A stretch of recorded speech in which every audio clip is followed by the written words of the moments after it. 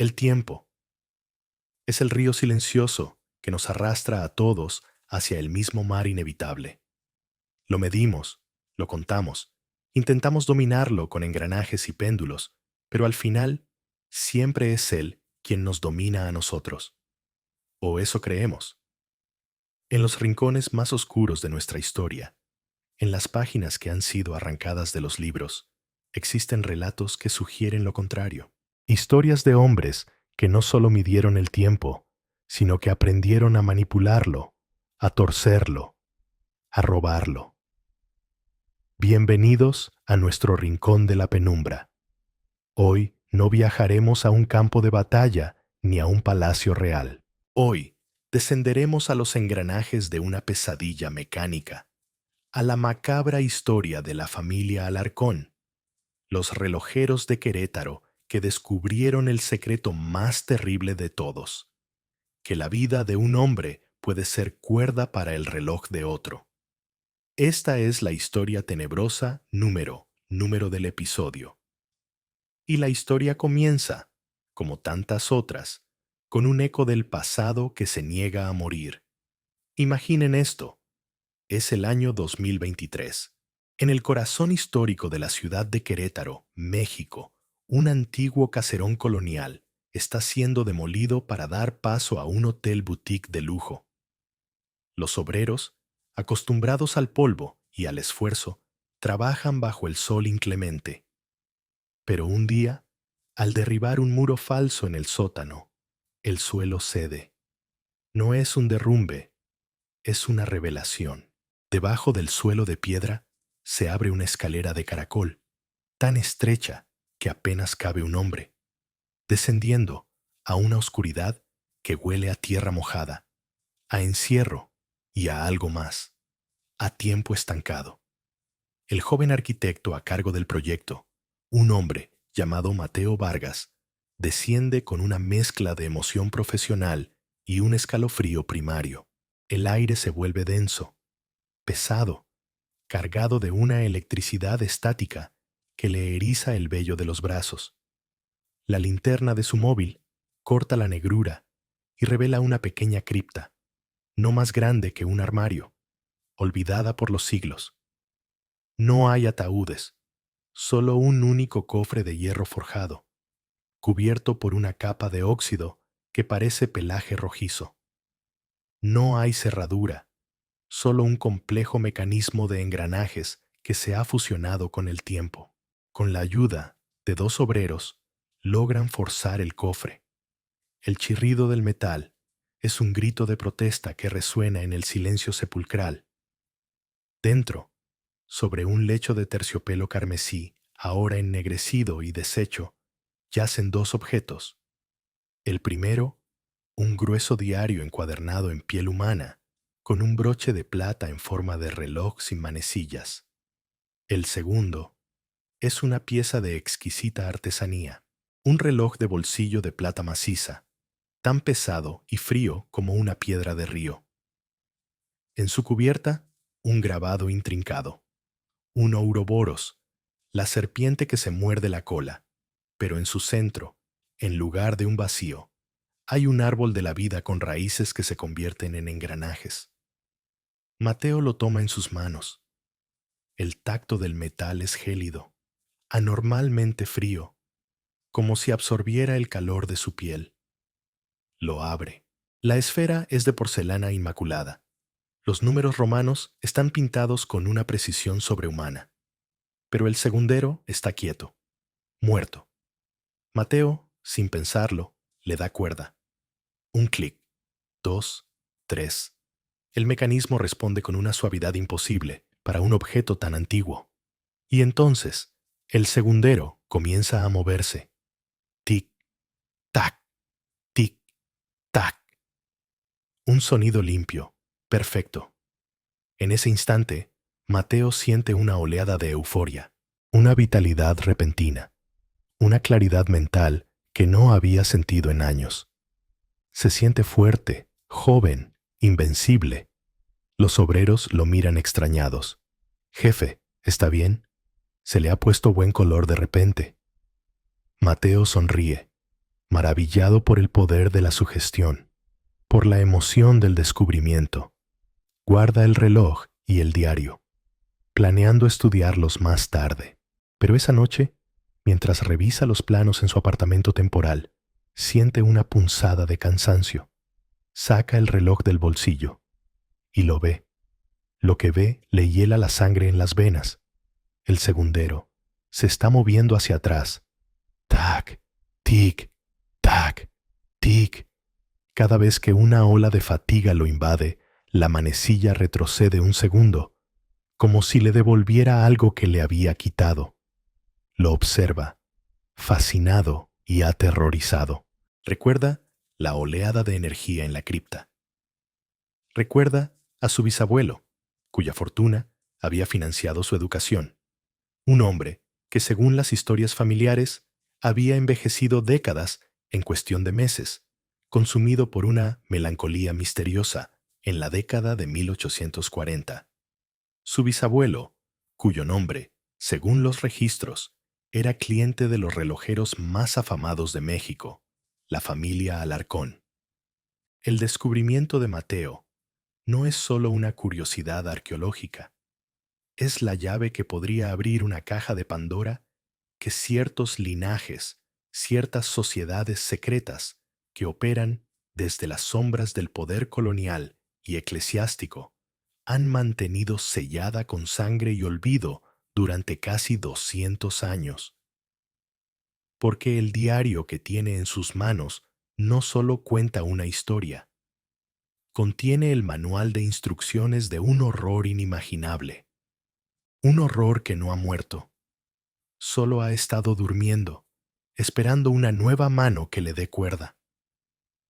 ¿Qué poder arcano se esconde en los engranajes de ese reloj y por qué su funcionamiento parece estar íntimamente ligado a la propia fuerza vital de quien lo posee? Un momento. Detengan el aliento.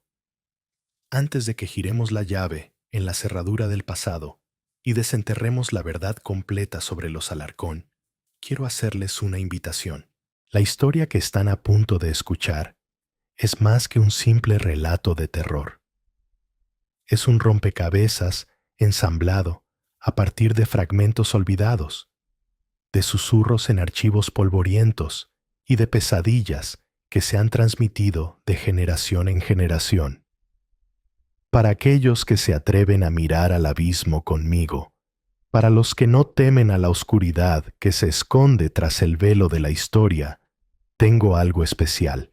Nuestro equipo ha trabajado incansablemente para crear algo único para nuestra comunidad de la penumbra.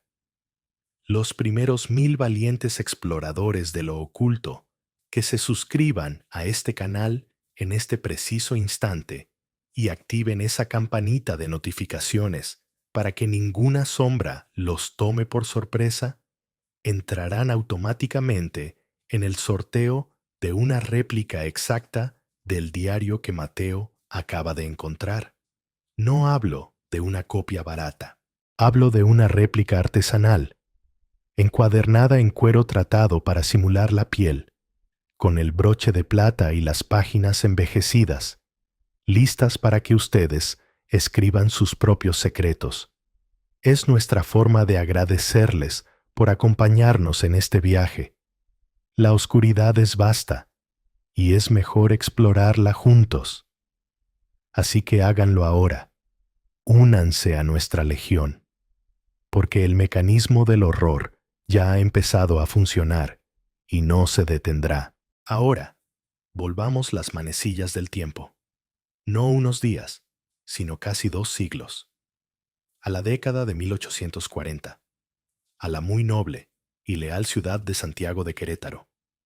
México es una nación joven, una república que aún sangra por las heridas de la independencia y que vive en un estado de febril incertidumbre política. Los ecos de la lucha contra España todavía resuenan en las calles empedradas, mientras las sombras de nuevos conflictos, como la inminente guerra con los Estados Unidos, se ciernen en el horizonte. Querétaro es una joya barroca en el corazón del país, un laberinto de plazas bañadas por el sol, iglesias con fachadas de cantera rosa que parecen pasteles de boda tallados por ángeles, y un acueducto monumental que se extiende por el valle como la espina dorsal de un leviatán dormido. La vida aquí está rígidamente estratificada. En lo más alto, las familias criollas, de rancio abolengo, descendientes de los conquistadores, dueños de haciendas y minas, viven en casonas con patios interiores llenos de fuentes y bugambillas. Su mundo es uno de misas, tertulias, bailes de sociedad y una piedad católica tan ostentosa como sus joyas. Debajo de ellos, una creciente clase de comerciantes y artesanos, mestizos en su mayoría, que luchan por ascender. Y en la base, la vasta población de indígenas y campesinos, cuyas vidas están marcadas por el trabajo, la pobreza y una fe que mezcla el catolicismo con las antiguas creencias de sus ancestros. En este escenario de contrastes, de opulencia y miseria, de fervor religioso y tensión política, una familia brilla con una luz propia y singular: los Alarcón.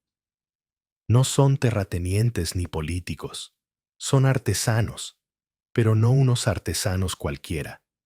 Son los relojeros más prestigiosos no solo de Querétaro, sino de toda la República. Su taller, el Compás Dorado, ubicado en una de las plazas principales, es una atracción en sí misma. Su escaparate no exhibe simples relojes, exhibe maravillas mecánicas, cronómetros de marina de precisión inaudita, relojes de salón que marcan las fases lunares y las mareas, autómatas en miniatura que danzan al dar la hora, y, sobre todo, sus legendarios relojes de bolsillo, cada uno una obra de arte única, codiciada por gobernadores, generales, obispos y hacendados. La familia Alarcón es la encarnación de la discreción y la excelencia.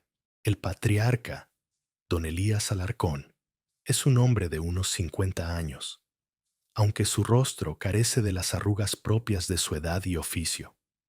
Siempre vestido de un negro impecable, su mirada es tan penetrante y precisa como las herramientas que utiliza. Habla poco, pero cuando lo hace, sus palabras son como el mecanismo de un reloj, exactas, deliberadas, sin una sílaba de más. Se le considera un genio, un prodigio de la mecánica, un hombre cuya devoción por su arte roza lo místico. A su lado, su esposa, doña Inmaculada. A diferencia de su marido, ella es la cara pública de la piedad de la familia. Nunca se pierde una misa. Sus donaciones a la iglesia son legendarias y organiza obras de caridad para los pobres. Sin embargo, hay algo en su devoción que resulta frío. Sus ojos oscuros no reflejan la calidez de la fe, sino el fuego gélido del fanatismo. Es ella quien conoce la historia de la familia, quien guarda los secretos más antiguos, quien susurra las viejas palabras en el oído de su marido cuando trabajan hasta altas horas de la noche. Sus dos hijos, Julián y Leonor, son adolescentes que parecen adultos en miniatura. Son pálidos, silenciosos y de una belleza perturbadora. Se mueven con una gracia contenida, casi antinatural, y sus ojos, idénticos a los de su padre, observan el mundo con una mezcla de aburrimiento y superioridad. No juegan con otros jóvenes de su edad. Su única distracción es aprender el oficio familiar en el taller del sótano, un lugar al que nadie, excepto la familia, tiene acceso. Pero bajo esta fachada de respetabilidad y genio artesanal, la oscuridad supura. Los sirvientes de la casa Alarcón no duran mucho. Se van susurrando historias extrañas. Cuentan que por las noches, del taller subterráneo, no proviene el sonido familiar de limas y martillos, sino un zumbido rítmico, profundo, casi orgánico, como el latido de un corazón metálico gigante. Hablan de cánticos en una lengua que no es español ni latín, ni ninguna lengua indígena conocida. Un sirviente juró haber visto a don Elías traer a un mendigo enfermo a la casa con la promesa de comida y refugio para no volver a verlo jamás. Fue despedido al día siguiente por borracho y mentiroso. Otro rumor habla de la crueldad de los jóvenes Alarcón, no una crueldad infantil, sino una curiosidad fría y científica. Se decía que atrapaban pájaros no para jugar con ellos, sino para observar, con fascinación clínica, cómo la vida se desvanecía de sus pequeños cuerpos. La verdadera motivación de los Alarcón no es la riqueza, aunque la disfrutan. No es la fama, aunque la cultivan. Es algo mucho más antiguo y ambicioso. Don Elías no se ve a sí mismo como un simple artesano. Se ve como un filósofo, un alquimista, un rival de Dios.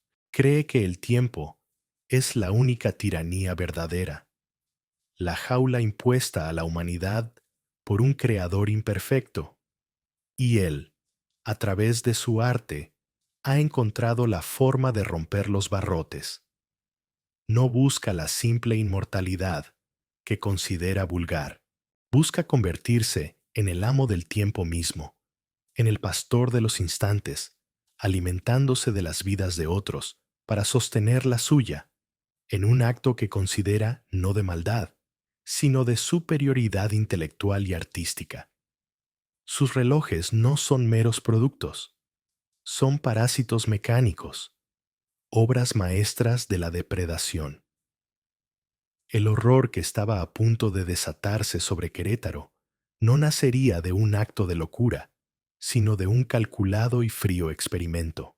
La primera pieza estaba a punto de ser colocada en el tablero, y su víctima sería uno de los hombres más poderosos de la región.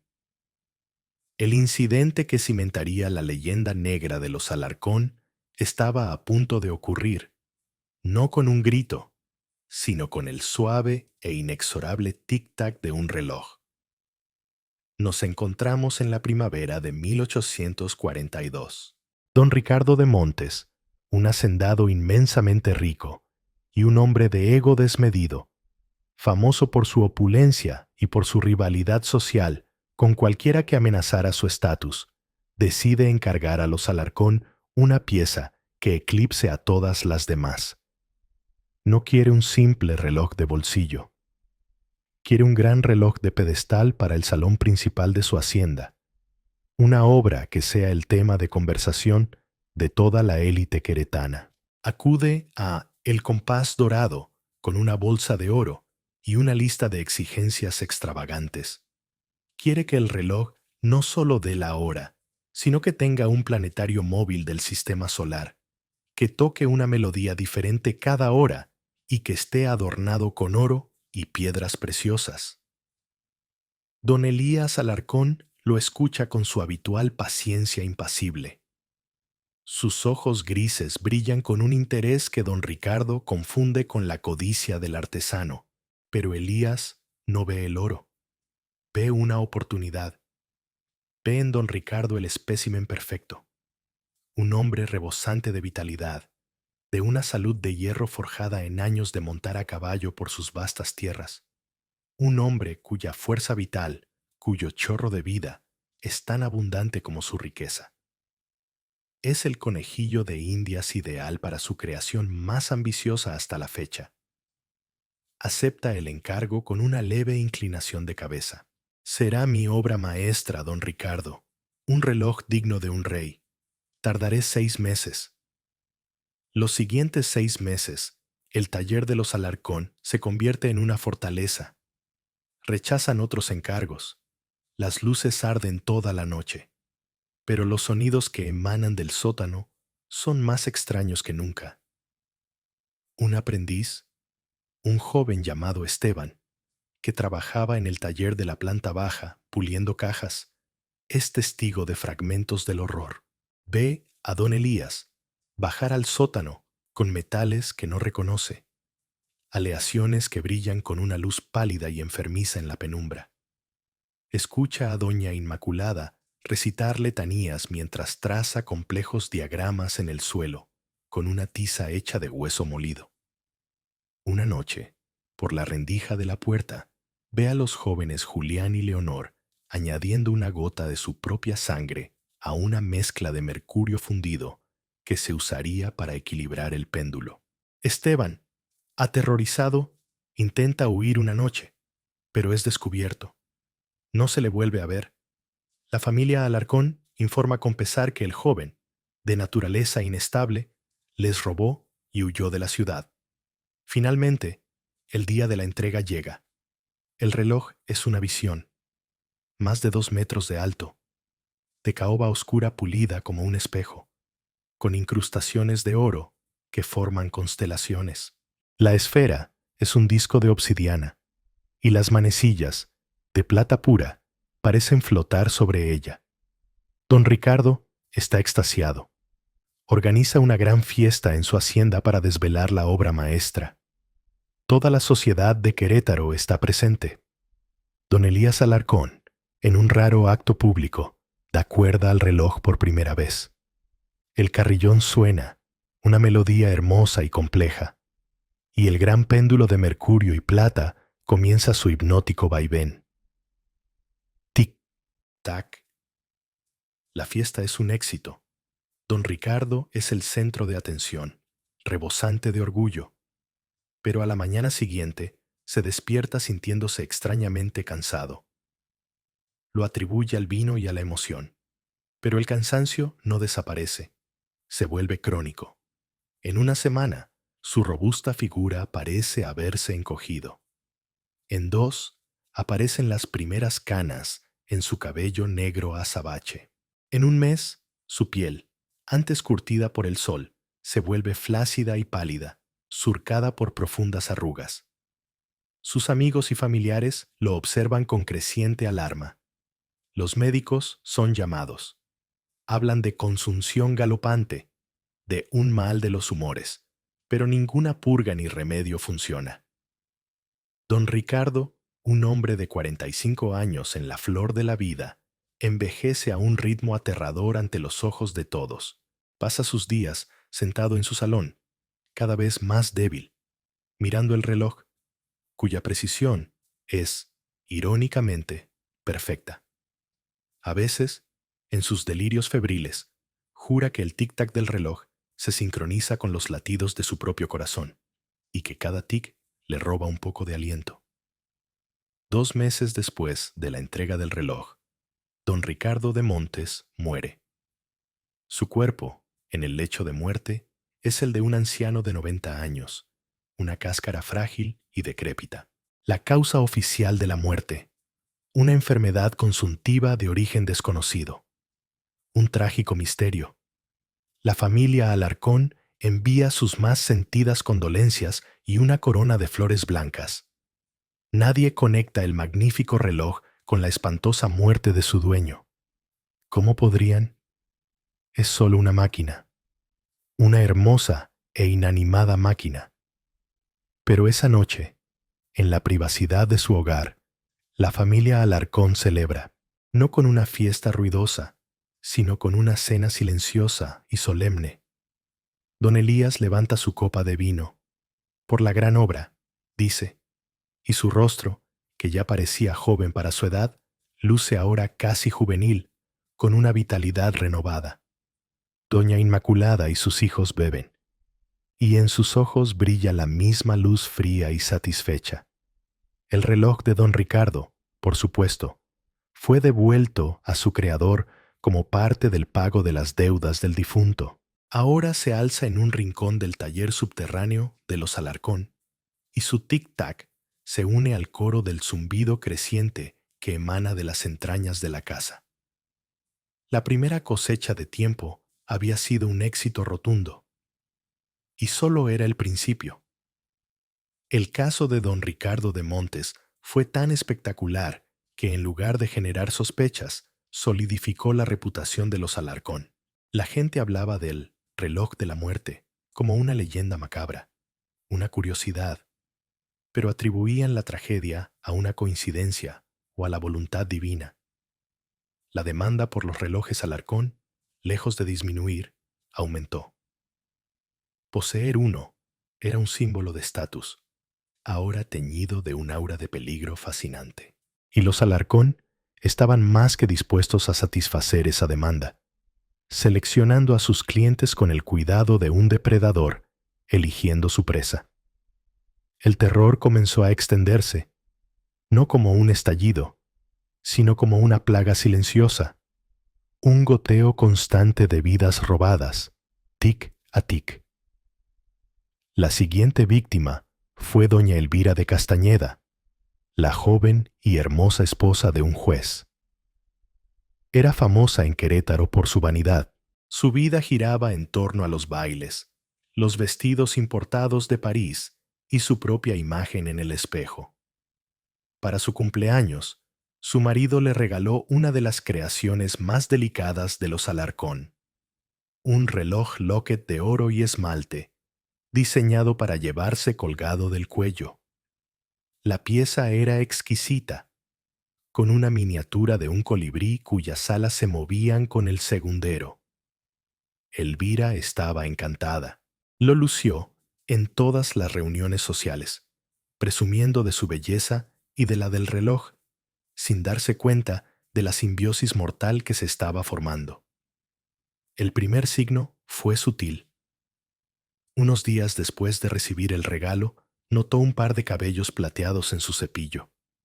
No le dio importancia, pero a la semana siguiente eran mechones enteros los que habían perdido su color negro azabache. Su doncella, al peinarla, notó que la piel de su cuello, justo donde descansaba el frío metal del locket, parecía más seca, casi apergaminada. Elvira entró en pánico. Se encerró en su habitación, cubriendo los espejos. Usó todo tipo de ungüentos y remedios, pero el proceso era inexorable. En menos de un mes, su rostro de veinteañera se había cubierto de una fina red de arrugas. Sus manos se habían vuelto huesudas y manchadas, y su energía juvenil se había evaporado, dejándola apática y deprimida. Los médicos, una vez más, estaban desconcertados. El juez, un hombre pragmático, la acusó de histeria y la confinó en sus aposentos. Murió 6 semanas después de su cumpleaños, una figura marchita y consumida. El locket, por supuesto, fue guardado como un recuerdo trágico. Nadie notó que el colibrí en miniatura ahora parecía más vibrante, sus colores más intensos, como si se hubiera alimentado de la belleza que había robado. Mientras tanto, Leonor Alarcón, cuya palidez siempre había sido notable, comenzó a mostrar un leve rubor en sus mejillas, una lozanía que la hacía aún más perturbadoramente hermosa. El terror no se limitó a la élite. El general Antonio Valdivia, un héroe de las guerras de independencia y un hombre conocido por su mente estratégica y su férrea voluntad, encargó a don Elías un cronómetro de campaña. Lo necesitaba para coordinar los movimientos de sus tropas en las conflictivas fronteras del norte. El cronómetro que recibió era una maravilla de robustez y precisión. Valdivia, un hombre de acción, quedó impresionado. Lo llevaba consigo a todas partes, consultándolo constantemente. Sin embargo, a las pocas semanas, su legendaria agudeza mental comenzó a fallar. Se volvía olvidadizo durante las reuniones de estrategia, incapaz de concentrarse. Su famosa calma en la batalla fue reemplazada por una ansiedad paralizante y ataques de paranoia. Acusaba a sus subalternos de conspirar en su contra. Su vitalidad, la energía que inspiraba a sus hombres, se desvaneció, reemplazada por una fatiga aplastante. Sus superiores, alarmados por su comportamiento errático, lo relevaron del mando, atribuyendo su declive al abuso del alcohol y al estrés del combate. El general Valdivia, humillado y confundido, se retiró a su hacienda, donde pasó sus últimos años como un hombre quebrado, hablando solo, su mente en ruinas. Murió de un fallo del corazón, pero quienes lo vieron decían que su mirada, antes afilada como un sable, se había vuelto vacía, como si su intelecto hubiera sido vaciado. En el taller de los Alarcón, Julián, que siempre había sido un joven taciturno, de repente mostró un talento asombroso para las matemáticas y la estrategia, resolviendo complejos problemas de relojería que incluso a su padre le llevaban días. A medida que las muertes y decadencias se acumulaban, dos personas en Querétaro comenzaron a conectar los puntos, dos almas de mundos opuestos unidas por una misma y terrible sospecha. El primero era Padre Ignacio, el párroco de la iglesia de Santa Clara, un hombre de fe genuina y mente inquisitiva. Al principio, como todos, vio las muertes como tragedias aisladas, pero era él quien administraba los últimos sacramentos, quien escuchaba las confesiones en el lecho de muerte, y notó un patrón. Todas las víctimas eran clientes de los Alarcón, y todas describían la misma sensación, una inexplicable fuga de vida, un envejecimiento que no era natural, sino depredador. Padre Ignacio también observaba a la familia Alarcón en la iglesia. Su piedad era impecable, pero sus ojos estaban vacíos. Nunca confesaban pecados de verdad, solo trivialidades. Sus donaciones se sentían como transacciones, no como actos de caridad. Comenzó a revisar los archivos parroquiales, los registros de bautizos y de funciones de la familia Alarcón que se remontaban a más de un siglo. Y descubrió algo escalofriante. Los Alarcón vivían mucho más tiempo que el promedio, y sus muertes siempre eran repentinas, nunca por enfermedad o vejez. Era como si su vitalidad se mantuviera intacta hasta el final. Padre Ignacio empezó a escribir sus sospechas en un diario secreto, aterrorizado de que lo que enfrentaba no fuera una enfermedad, sino una herejía de una naturaleza que la Iglesia no había contemplado. La segunda persona era una mujer conocida como Itzel, una anciana curandera nahua que vivía en las afueras de la ciudad. Ella no entendía de engranajes ni de péndulos, pero entendía de energía vital, lo que su pueblo llamaba el tonali. Las familias de algunas víctimas, desesperadas cuando la medicina de los doctores criollos fallaba, acudían a ella en secreto. Cuando Itzel examinaba a los enfermos, no veía una enfermedad, veía un vacío. «Están huecos», le dijo a una madre llorosa. Es como si un ocelote invisible les hubiera bebido el alma por los ojos. Un día, el hijo de una de las víctimas le trajo el reloj de bolsillo de su padre. Itzel lo tomó en sus manos arrugadas y sintió una frialdad antinatural. No vio el mecanismo, pero vio los grabados en la caja de plata. Y reconoció los símbolos. No eran simples adornos. Eran una perversión de antiguos glifos aztecas. El símbolo del movimiento, Olin, torcido y fusionado con el glifo de la muerte, Miquistli, era un lenguaje visual que hablaba de movimiento robado, de vida convertida en muerte para alimentar un ciclo. Itzel advirtió a la gente que se mantuviera alejada de los juguetes de metal que cantan, pero pocos le hicieron caso. Era una vieja india supersticiosa. ¿Qué podía saber ella del sofisticado arte de la relojería? Mientras tanto, el horror comenzó a filtrarse en el tejido mismo de la ciudad. Ya no se limitaba a las víctimas individuales.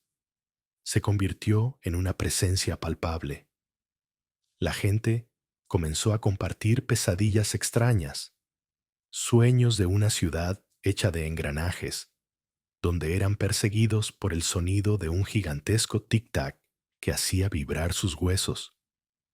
Una extraña enfermedad, una fiebre de la apatía, se extendió por varios barrios, dejando a la gente sin energía, sin voluntad. El clima parecía cambiar sutilmente alrededor de la plaza donde estaba el compás dorado. Las tormentas se formaban con una rapidez inusual, cargadas de una electricidad opresiva, y la gente juraba que el aire olía a ozono y a metal caliente. Los animales se comportaban de forma errática. Los perros aullaban sin motivo al pasar frente a la tienda de los Alarcón, y las bandadas de pájaros cambiaban de rumbo abruptamente para evitar volar sobre su tejado. El mal ya no era un secreto guardado en un sótano. Era un veneno que se había disuelto en el aire, en el agua, en los sueños de los ciudadanos de Querétaro. La ciudad, sin saberlo, se estaba convirtiendo en la batería de una máquina infernal, y su corazón palpitante estaba en el taller de la familia que parecía inmune al paso del tiempo. Fue en este clima de miedo susurrado y tragedia inexplicable que la noticia de los extraños sucesos de Querétaro llegó, a través de cartas y viajeros, a los oídos de un hombre en la Ciudad de México. Un hombre cuya vida estaba definida por la búsqueda de la razón en un mundo que a menudo desafiaba toda lógica. Su nombre era don Alejandro de la Vega, y no era ni un sacerdote ni un soldado. Era un filósofo natural, lo que hoy llamaríamos un científico. Un hombre de la Ilustración nacido un par de generaciones tarde. Un polímata que había estudiado botánica, química, astronomía y anatomía. Era conocido en los círculos intelectuales por sus ensayos que desacreditaban supersticiones y por su mente rigurosamente analítica. Pero don Alejandro tenía un secreto, una herida en su pasado que lo hacía singularmente apto y peligrosamente vulnerable para el caso que estaba a punto de atraerlo. Años atrás, su mentor, el brillante doctor Eusebio Lira, había muerto de una manera idéntica a la de las víctimas de Querétaro. El doctor Lira había estado estudiando un artefacto recuperado de una tumba precolombina, un complejo objeto de obsidiana y jade que parecía ser una especie de calendario astronómico.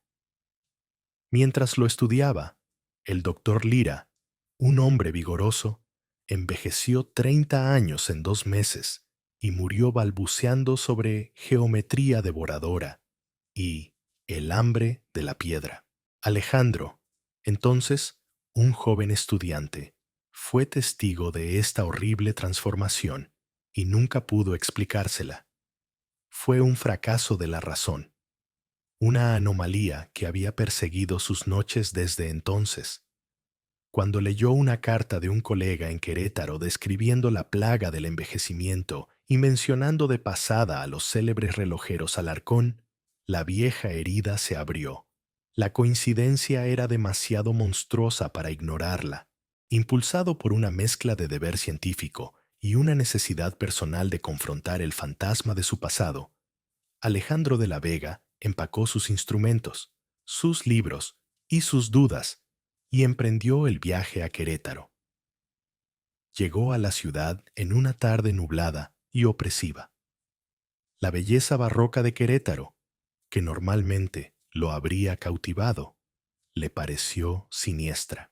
Las gárgolas de las iglesias parecían observar con malicia, y la famosa cantera rosa tenía el tono de la carne enferma bajo el cielo gris.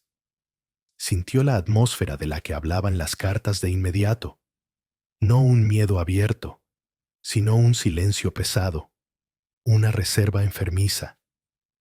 La gente en las posadas y los mercados hablaba en voz baja, y sus conversaciones se detenían abruptamente cuando él, Un forastero se acercaba.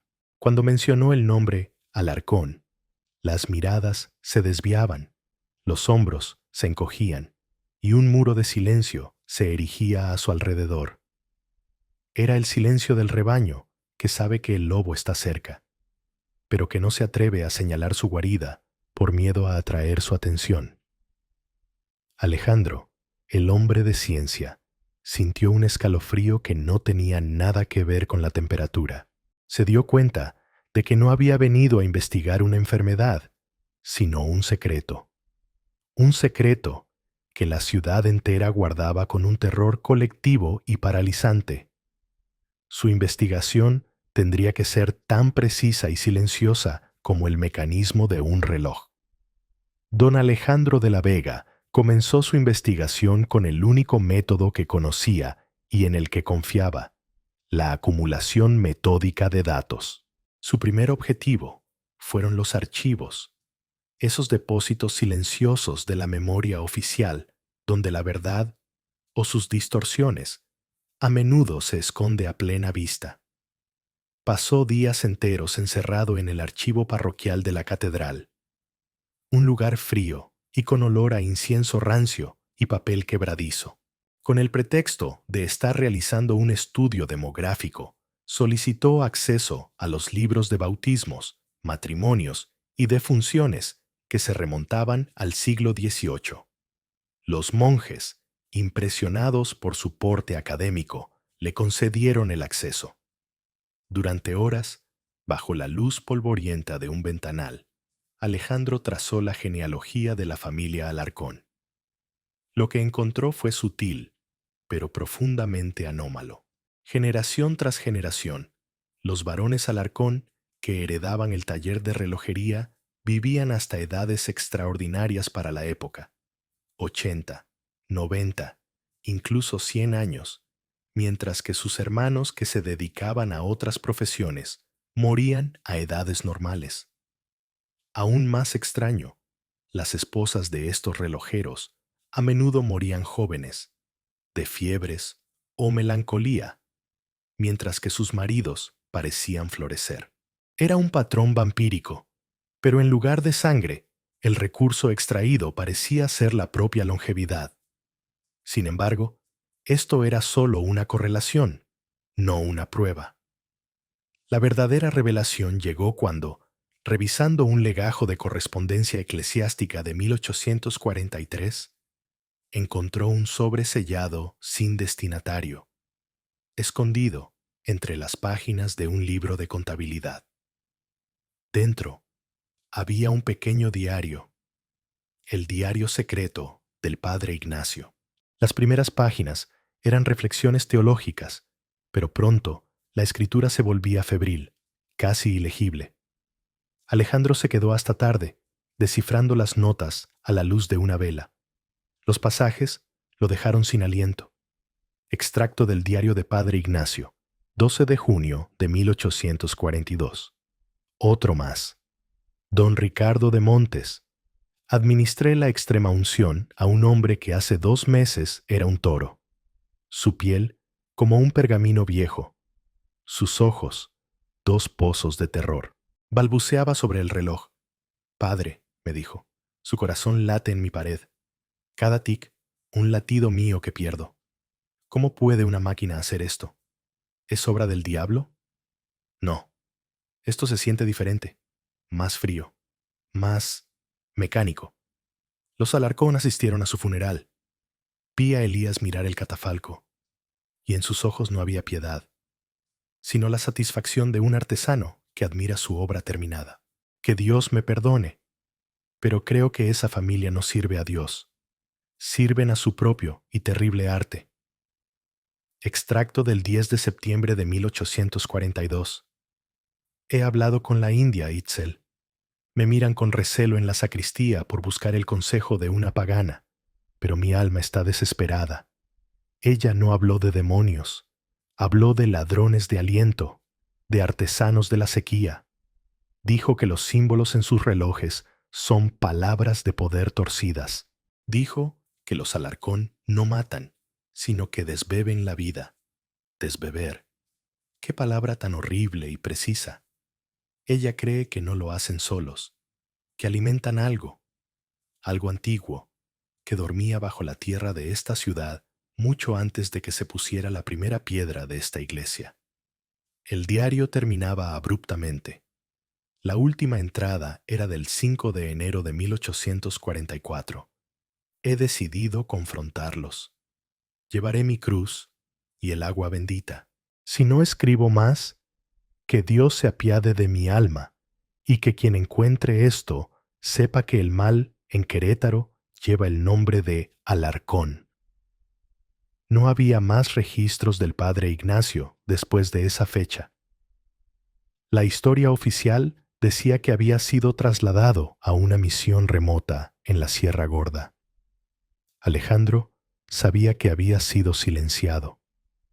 Con esta terrible base, Alejandro pasó a su segunda línea de investigación: los testigos humanos. Su primer encuentro fue con Itzel, la curandera. La encontró en su choza de adobe, rodeada de hierbas secas y del humo del copal. Al principio, ella desconfiaba del hombre de ciudad con ropas finas.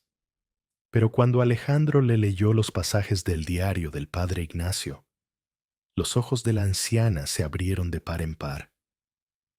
El hombre de la falda negra escuchó, susurró. Durante horas, Itzel le explicó su cosmología, la creencia en el tonali como una energía divina que reside en la sangre y el aliento, un regalo del sol. Describió cómo los Alarcón, a través de sus máquinas frías, habían encontrado una forma de profanar ese regalo, de crear un sol negro, artificial, que se alimentaba de la luz de otros. Le dio a Alejandro un pequeño amuleto, una lasca de un meteorito, un hueso de estrella, atado con un cordón de Ixtle. El metal del cielo no le gusta a la tierra hambrienta, le dijo. Alejandro, el racionalista, lo aceptó por cortesía, aunque una parte de él, la parte que vio morir a su mentor, le instó a guardarlo bien. Su siguiente entrevista fue más difícil. Rastreó al aprendiz fugado, Esteban, hasta un manicomio en la cercana ciudad de San Juan del Río. Esteban ya no era un joven asustado, sino un hombre prematuramente envejecido, con la mirada perdida y temblores constantes. La mayoría de sus palabras eran incoherencias, pero Alejandro, con paciencia infinita, logró extraer fragmentos de lucidez. El corazón en el sótano, repetía Esteban. Late y canta. No es de carne, es de latón y rubíes. La música de los engranajes. Es el lenguaje del hambre.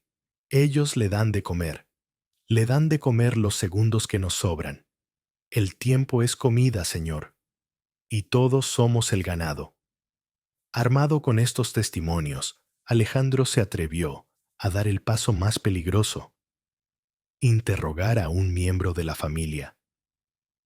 Sabía que acercarse a don Elías sería imposible.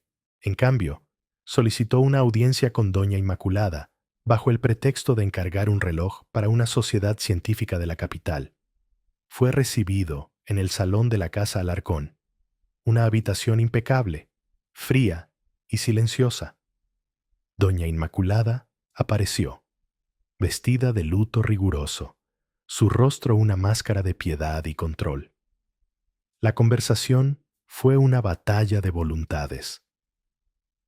«Busco un instrumento de precisión sin igual, señora», comenzó Alejandro, «para medir el tiempo de forma absoluta». «Mi esposo es el mejor, señor de la Vega», respondió ella, su voz suave como el terciopelo. «Sus creaciones no miden el tiempo, son el tiempo». «He oído historias fascinantes sobre sus clientes», continuó Alejandro, observando su reacción. «Historias de cambios notables en su salud, como don Ricardo de Montes». Una sombra imperceptible cruzó los ojos de doña Inmaculada. «La vida es frágil, señor. A veces, la contemplación de la perfección, de la inexorabilidad del tiempo que marcan los relojes de mi esposo, hace que las almas más débiles se den cuenta de su propia mortalidad. Es una tragedia, pero no es culpa del mensajero. ¿Y el padre Ignacio? Era un alma fuerte. ¿Qué fue de él? La sonrisa de doña Inmaculada se tensó. El padre sirvió a Dios, y Dios, en su infinita sabiduría, lo llamó a otro rebaño. ¿Le gustaría ver algunos de los diseños de mi esposo? O quizás su interés no es realmente en la relojería. La amenaza era velada, pero clara. Alejandro se retiró, sabiendo que había alertado a la presa. Esa misma noche, Alejandro puso en marcha la tercera fase de su investigación, la evidencia física. Guiado por las palabras de Esteban sobre el corazón en el sótano, se deslizó hasta la parte trasera de la tienda, el compás dorado. La ciudad dormía, pero una luz pálida y un zumbido rítmico se filtraban por debajo de una puerta de bodega. Forzó la cerradura y descendió a la oscuridad.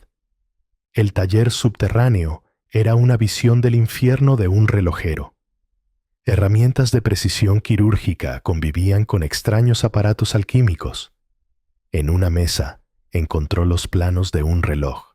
La mecánica era brillante, pero estaba llena de anotaciones en los márgenes, en una escritura que reconoció de un antiguo códice azteca que había estudiado. Eran ecuaciones que mezclaban la física con la hechicería, describiendo cómo ciertos metales, al ser afinados a una frecuencia específica y bautizados en sangre, podían crear un campo resonante que desacoplaba el tonalli de su anfitrión. Buscando la fuente del zumbido, golpeó las paredes de piedra hasta que una sección sonó hueca. Detrás de una estantería de piezas de repuesto, encontró el contorno de una puerta secreta. La abrió y el zumbido se convirtió en un latido profundo y resonante que sintió en el pecho.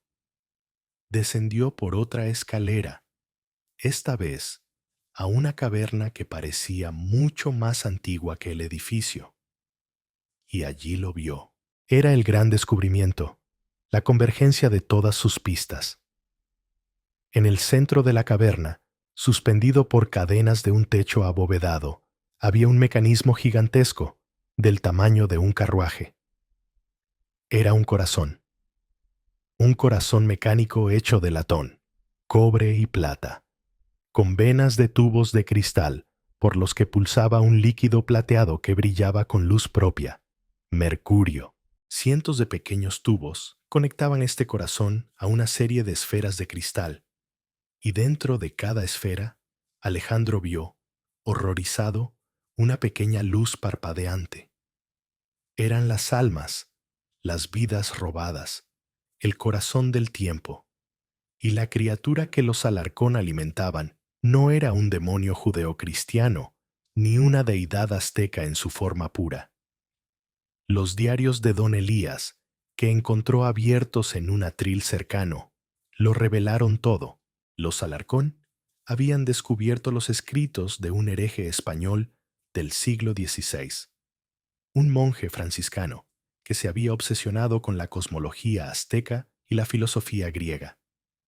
Este monje creía que el dios azteca del destino y la oscuridad, Tezcatlipoca, y el titán griego del tiempo, Cronos, eran la misma entidad, una deidad primordial de la entropía, del tiempo como fuerza devoradora.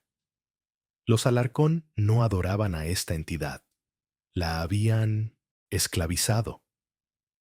Habían construido el corazón del tiempo como un regulador, un transformador. Los relojes que vendían actuaban como antenas, drenando la energía vital de sus dueños, canalizándola hacia el corazón, que a su vez refinaba ese tiempo bruto y lo transfería a los miembros de la familia Alarcón, otorgándoles su longevidad. Pero el excedente, La vasta cantidad de energía sobrante se usaba para mantener a la entidad Cronotezcatlipoca en un estado de letargo controlado, un sueño del que los Alarcón extraían su conocimiento prohibido sobre la física y la metafísica. Alejandro comprendió la monstruosa verdad en su totalidad. No eran simples asesinos, eran parásitos cósmicos, granjeros que cultivaban vidas humanas para alimentar su propia inmortalidad y para mantener a un dios dormido como su fuente privada de sabiduría. Y por los diagramas y preparativos que veía en la caverna, se dio cuenta de que estaban a punto de realizar un ritual para fortalecer su control sobre la entidad, para expandir su cosecha. Y él, el hombre de ciencia, era el único que conocía su secreto. Tenía que detenerlos, no con fe ni con armas, sino con el mismo conocimiento que ellos habían pervertido. Sabiendo que no podía enfrentarse a ellos directamente y que el tiempo se agotaba, Alejandro se retiró a la seguridad de su posada para planificar su asalto final. No dormiría esa noche. Pasó las horas estudiando febrilmente las copias que había hecho de los diagramas de don Elías, buscando una debilidad, una falla en su arrogante perfección. Su mente racional luchaba contra la realidad imposible que había presenciado. El corazón de latón, las almas embotelladas, el dios durmiente. Todo era una locura. Sin embargo, el amuleto de Itzel pesaba en su bolsillo, un trozo de realidad tangible en medio de la pesadilla. Y los cálculos en los diagramas eran precisos, horriblemente lógicos dentro de su propio marco demencial. Finalmente, encontró lo que buscaba, una pequeña inconsistencia en las ecuaciones que regulaban el flujo de energía del corazón. Una nota al margen de Elías que decía: la resonancia armónica del quinto ciclo es inestable. Requiere una modulación manual constante. La introducción de cualquier frecuencia externa no sincronizada durante este ciclo podría causar una sobrecarga en cascada.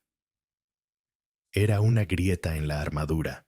El ritual, dedujo Alejandro, debía ser para estabilizar permanentemente este quinto ciclo, eliminando la única vulnerabilidad del sistema. Tenía que actuar durante el ritual. La noche siguiente, bajo una luna nueva que sumía a Querétaro en una oscuridad casi total, Alejandro regresó. Esta vez, no iba solo armado con su intelecto. Llevaba consigo una bolsa de cuero pesada. Se deslizó de nuevo por la bodega y descendió hacia el santuario del mal.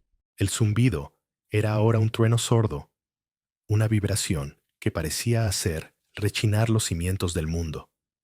El aire estaba cargado, olía a ozono y a la extraña dulzura metálica de la sangre. La caverna estaba iluminada por la luz pulsante del corazón del tiempo.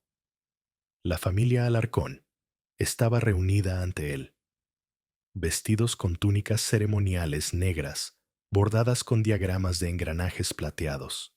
Don Elías estaba de pie ante un atril, cantando en esa lengua gutural y rítmica que el aprendiz Esteban había descrito.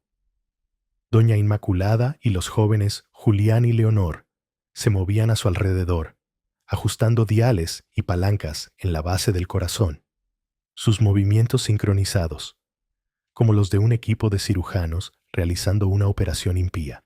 El líquido de mercurio en las venas del corazón brillaba con una intensidad febril, y las luces de las almas cautivas parpadeaban frenéticamente como estrellas moribundas.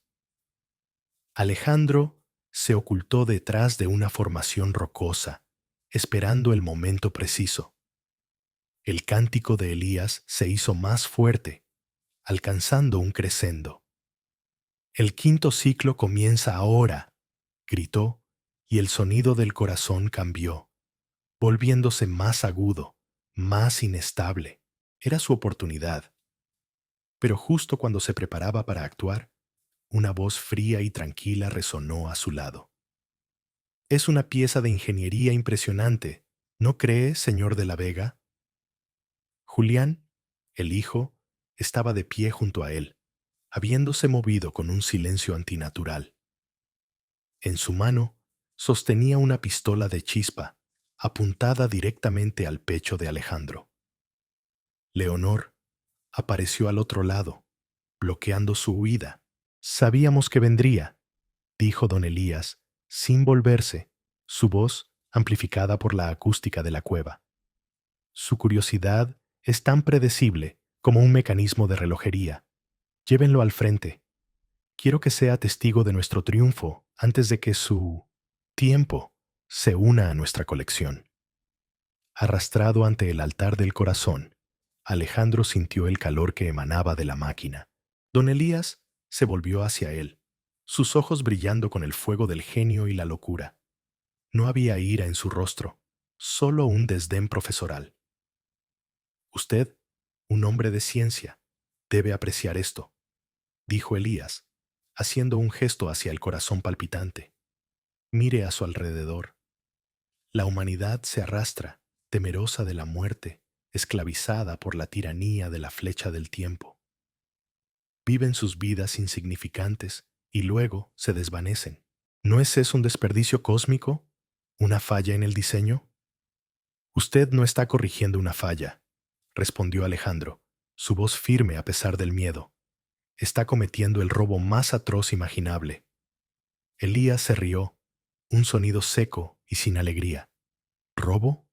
No, es una redistribución. Tomamos el tiempo excedente, el tiempo desperdiciado en la enfermedad, la vejez y la estupidez, y lo ponemos en un uso superior. Nosotros somos los guardianes de la eternidad. Nosotros somos la cura para la enfermedad de la mortalidad.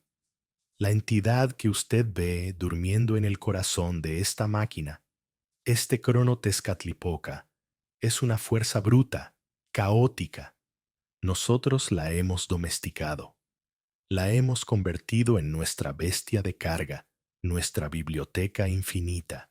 Y esta noche, con la energía vital de un filósofo natural como usted, como catalizador final, nuestro control será absoluto. Crearemos un nuevo Edén, un jardín de tiempo eterno, solo para los dignos, para nosotros. Mientras Elías se regodeaba en su monólogo, Alejandro notó que el zumbido inestable del quinto ciclo se intensificaba. La atención de la familia estaba dividida entre su prisionero y el delicado ajuste del ritual. Era ahora o nunca. Usted habla de diseño, dijo Alejandro en voz alta, atrayendo la mirada de Elías. Pero su diseño tiene un defecto. Con un movimiento rápido, metió la mano en su bolsa y sacó no un arma, sino un puñado de pequeños engranajes de hierro. Un defecto armónico. Antes de que pudieran reaccionar, arrojó los engranajes directamente al campo de energía visible que rodeaba el corazón. Pero no fue eso lo que desencadenó el caos. En el mismo instante, metió la mano en su bolsillo, sacó el amuleto de Itzel, el hueso de estrella, y con todas sus fuerzas lo arrojó al mecanismo expuesto más cercano en la base del corazón del tiempo. El efecto fue instantáneo y cataclísmico. El metal meteórico, con sus propiedades electromagnéticas únicas, no fue rechazado, fue absorbido, y al entrar en el sistema, actuó como un diapasón desafinado en medio de una orquesta. La frecuencia del quinto ciclo se rompió. Un chillido agudo, el sonido del metal torturado y la física desgarrada llenó la caverna. Las luces de las almas cautivas parpadearon violentamente y luego se dispararon hacia el corazón, no como un goteo, sino como un torrente. El sistema, diseñado para absorber, fue forzado a recibir una cantidad de energía para la que no estaba preparado. La sobrecarga en cascada que Alejandro había leído había comenzado. El corazón del tiempo comenzó a latir erráticamente, fuera de control. El líquido de mercurio hirvió, agrietando los tubos de cristal. Don Elías gritó, no de dolor, sino de furia y negación. ¡No! ¡Imposible! Intentó alcanzar los controles, pero una descarga de energía azul lo lanzó hacia atrás. Y entonces la inversión comenzó. El flujo de energía se revirtió. El tiempo robado, acumulado durante generaciones, ya no fluía hacia los Alarcón. En cambio, fue expulsado del corazón sobrecargado y se precipitó de vuelta a sus ladrones originales. El efecto fue más horrible de lo que cualquier pesadilla podría concebir. Don Elías fue el primero. Su rostro, juvenil momentos antes, se arrugó como una pasa. Su cabello negro se volvió blanco y luego se cayó en mechones. Su espalda se encorvó. Sus huesos crujieron audiblemente, rompiéndose bajo el peso de décadas instantáneas. Gritó, pero su voz se convirtió en el graznido de un anciano y luego en polvo. En menos de 10 segundos, vivió los 150 años que había robado. Su cuerpo envejeciendo, descomponiéndose y convirtiéndose en un montón de polvo y huesos quebradizos sobre sus ropas ceremoniales. Doña Inmaculada corrió hacia sus hijos, pero el tiempo la alcanzó a mitad de camino. Su piel se agrietó como la tierra seca, sus ojos se hundieron en sus cuencas. El fanatismo en su rostro fue reemplazado por un terror primordial al experimentar la vejez y la muerte que tanto había despreciado. Se desplomó, una momia instantánea que se desintegró al tocar el suelo. El destino de Julián y Leonor fue, si cabe, más trágico. Al no haber acumulado tantos años, el proceso fue más lento, más detallado. Su belleza antinatural se marchitó. Las arrugas surcaron sus rostros jóvenes. Sus cuerpos adolescentes se encorvaron y se debilitaron.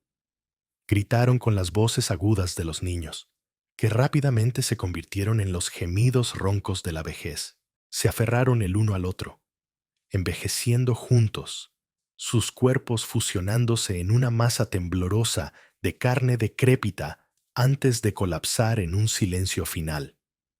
Alejandro, protegido por la distancia y quizás por el caos energético que no estaba sintonizado con él, observó la escena con un horror paralizante.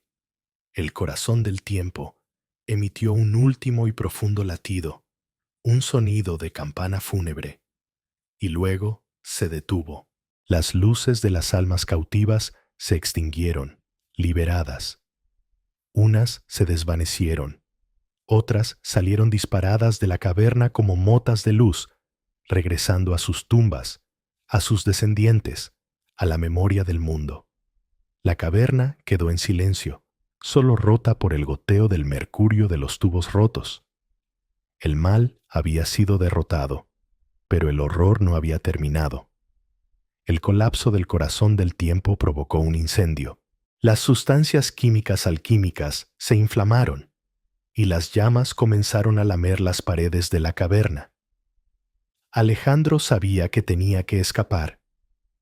Recogió el diario de don Elías del Atril, un trofeo y una advertencia, y huyó por los túneles mientras detrás de él, el santuario impío de los Alarcón era consumido por el fuego. El incendio del taller, el compás dorado, fue la noticia de la semana en Querétaro.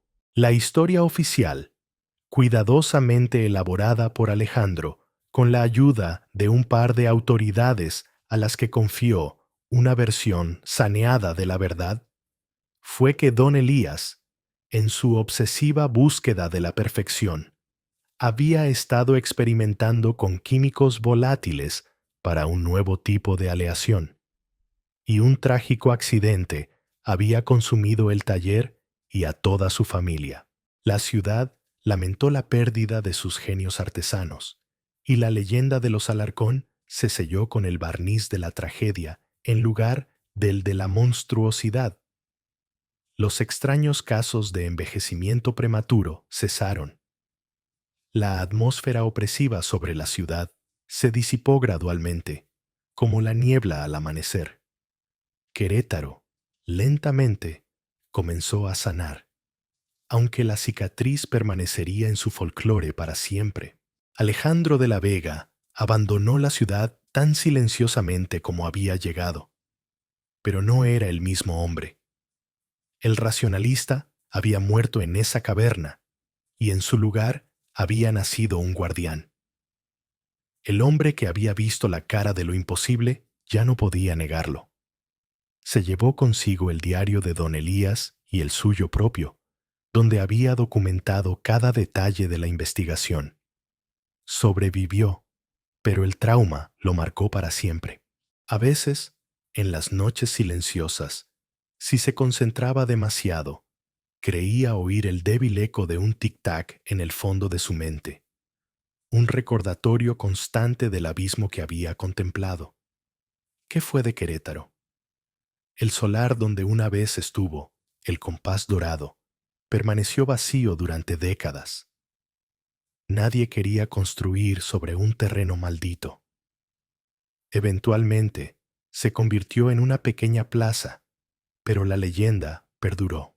La gente la llamaba la plazuela del tiempo perdido. Aún hoy, algunos lugareños juran que si te sientas en uno de sus bancos al anochecer, puedes sentir una extraña fluctuación en el aire, como si los segundos se estiraran o se encogieran. Se convirtió en una de esas historias que los abuelos cuentan a sus nietos para que no se queden fuera hasta tarde. La leyenda de los relojeros tristes, que amaban tanto el tiempo que se lo comían. ¿Y qué fue de Alejandro de la Vega, nuestro investigador? No regresó a su vida de académico. La verdad que había descubierto era una carga demasiado pesada para compartirla con un mundo que no estaba preparado. Dedicó el resto de su vida a buscar otros casos como el de los Alarcón. Usando su conocimiento y la fortuna que heredó, se convirtió en un cazador de anomalías, un vigilante en la sombra. El diario que le arrebató a Elías fue la primera pieza de una vasta colección de conocimiento prohibido que acumuló a lo largo de los años. Fundó una discreta sociedad, una hermandad de eruditos, médicos y exmilitares que, como él, habían visto demasiado. Su misión: investigar, contener y, si era necesario, erradicar estas erupciones de lo imposible. Su legado no fue un tratado científico, sino un archivo secreto, un arsenal de información para las generaciones futuras, escondido, esperando a que alguien como el joven arquitecto Mateo Vargas lo encontrara casi 200 años después. Pero la historia, como un reloj, tiene un mecanismo de repetición. El mal nunca es destruido por completo, simplemente cambia de forma, se reubica, espera. El fuego que consumió el taller de los Alarcón fue intenso, pero no omnipotente. La historia oficial siempre omitió un pequeño detalle, una pieza que no encajaba en la narrativa de la tragedia familiar. Semanas antes del fatídico ritual, don Elías había enviado un paquete a su sobrino nieto, un joven brillante y ambicioso llamado Adriel Alarcón, que, evitando el oficio familiar, había ido a estudiar finanzas y mecánica de precisión a Ginebra, Suiza, el otro corazón de la relojería mundial. El paquete contenía una pequeña caja de música, aparentemente inocua, y un libro de contabilidad cifrado. Elías, en su arrogancia, lo consideraba un plan de contingencia, una semilla de su legado plantada en suelo extranjero. Nuestra historia termina, por ahora, en un elegante apartamento de Ginebra, años después del incendio de Querétaro. Adriel, Ahora un hombre de negocios próspero y respetado finalmente descifra el libro de su tío abuelo. No contiene números, sino una versión refinada y teórica de la investigación de Elías, los principios del drenaje temporal, pero aplicados no a grandes y ostentosos relojes, sino a mecanismos más pequeños, más sutiles, más fáciles de distribuir en masa. Adriel sonríe. Comprende el verdadero legado de su familia. Toma la caja de música, le da cuerda y la abre. Una melodía dulce y compleja, la misma que tocó el reloj de don Ricardo de Montes, comienza a sonar. Y mientras escucha, una joven sirvienta que pule la plata en la habitación de al lado siente un repentino mareo, una inexplicable ola de fatiga. La plaga no había sido erradicada, simplemente había mutado, se había vuelto global. El taller de los Alarcón ya no estaba en Querétaro. Ahora estaba en todas partes. Si esta historia te ha helado la sangre y te ha hecho mirar con recelo tu propio reloj, compártela. Deja que otros sientan el escalofrío. Dale a ese botón de like si aprecias los viajes a las profundidades más oscuras de la historia. Y lo más importante, no olvides suscribirte y activar las notificaciones, porque los secretos del tiempo son vastos y los engranajes de la próxima pesadilla ya están empezando a girar. Nos vemos en el próximo vídeo, si el tiempo nos lo permite.